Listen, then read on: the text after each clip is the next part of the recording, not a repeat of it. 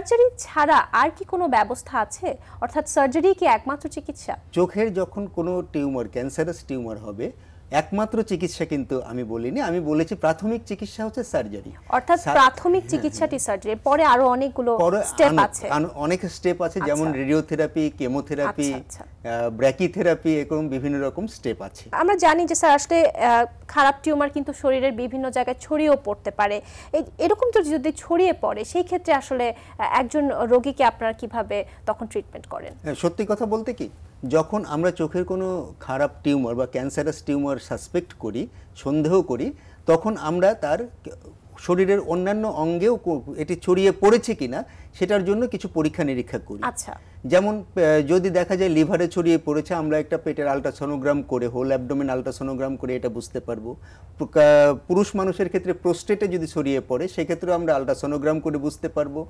বুকে, লাঙে যদি ছড়িয়ে পড়ে, ফুসফুসে যদি ছড়িয়ে পড়ে, সেক্ষেত্রে একটা চেস্ট এক্সরে, খুব সিম্পল কিছু পরীক্ষা, একটা চেস্ট এক্সরে, অ্যাবডোমেনের একটা আল্ট্রাসোনোগ্রাম, এটা করে আমরা বুঝতে পারবো সেটা ছড়িয়ে পড়েছে কিনা, এবং ব্রেনের একটা সিটি স্ক্যান।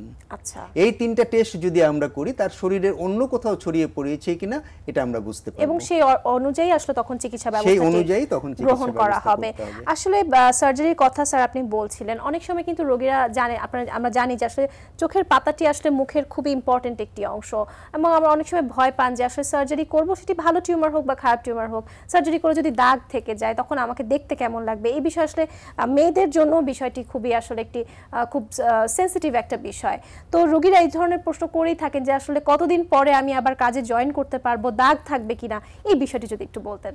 আমরা যারা কসমেটিক সার্জন, যারা প্লাস্টিক সার্জারি বা কসমেটিক সার্জারি আমরা করে থাকি, আমরা কিন্তু সৌন্দর্যের ব্যাপারটা খুব বেশি গুরুত্ব দিয়ে থাকি।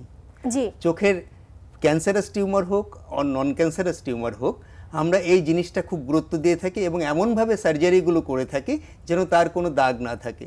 যেমন আপনি দেখলেন, একটা ছবি দেখলেন, এই ছবিতে কিন্তু অপারেশনের আগে এবং অপারেশনের পরের ছবি আছে, যদিও ছেলে মানুষ, একটু বয়স্ক মানুষ, তার কিন্তু চোখে কোনো দাগ ছিল না।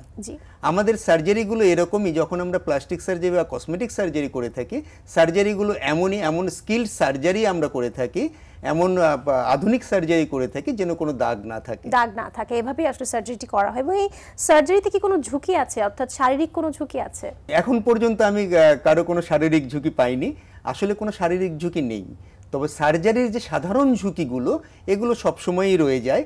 এই আমাদের রিস্ক বেনিফিট দেখতে হয় যে একজন রোগীর আমি যখন সার্জারি করতে যাব, সার্জারি করলে তার কি লাভ, না করলে তার কি লস, এই লাভ এবং লস চিন্তা করে আমরা তাকে সাজেস্ট করে থাকি যে ইউ গো ফর সার্জারি। এই ধরনের টিউমার যখন স্যার আপনার হচ্ছে চোখে, তো এই টিউমারগুলো আপনি সার্জারি করে দিয়েছেন, বা আমরা রেডিওথেরাপির কথা বলছেন, ব্র্যাকিথেরাপির কথা বলছেন, এই ধরনের চিকিৎসা নেওয়ার পরও কি এই টিউমারগুলো আবারও হতে পারে? সাধারণত এই টিউমারগুলো আবার হওয়ার কোনো সম্ভাবনাই থাকে না।